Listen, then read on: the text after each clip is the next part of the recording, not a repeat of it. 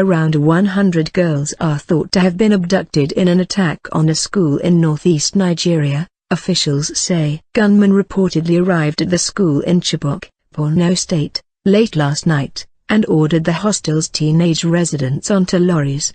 The attackers are believed to be from the Islamist group, Boko Haram, whose militants frequently target schools. On Monday, bombings blamed on the group killed more than 70 people in the capital, Abuja. Boko Haram, whose name means Western education is forbidden in the local Hausa language, has been waging an armed campaign for an Islamic state in northern Nigeria. A government official in Borno State told the BBC around 100 girls were thought to have been abducted from the school.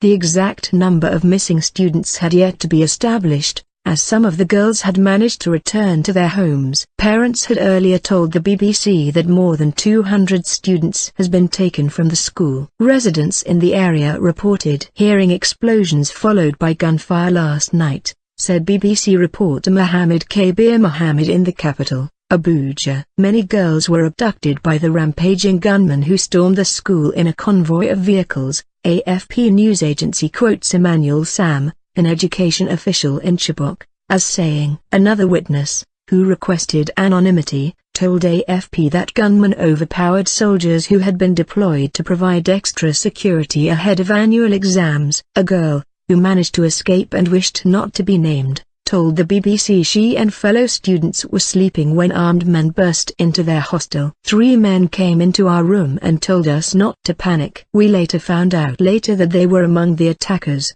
she said. The girls said she and her schoolmates were taken away in a convoy, which had to slow down after some of the vehicles developed a fault. Around 10 to 15 girls seized the opportunity to escape. We ran into the bush and waited until daybreak before we went back home, she said. Nigerian media reported that 2 members of the security forces had been killed, and residents said 170 houses were burnt down during the attack. Boko Haram emerged as a critic of Western-style education, and its militants frequently target schools and educational institutions. This year, the group's fighters have killed more than 1,500 civilians in 3 states in northeast Nigeria, which are currently under emergency rule. The government recently said that Boko Haram's activities were confined to that part of the country. However, Monday's bombings in Abuja prompted renewed fears that the militants were extending their campaign to the capital.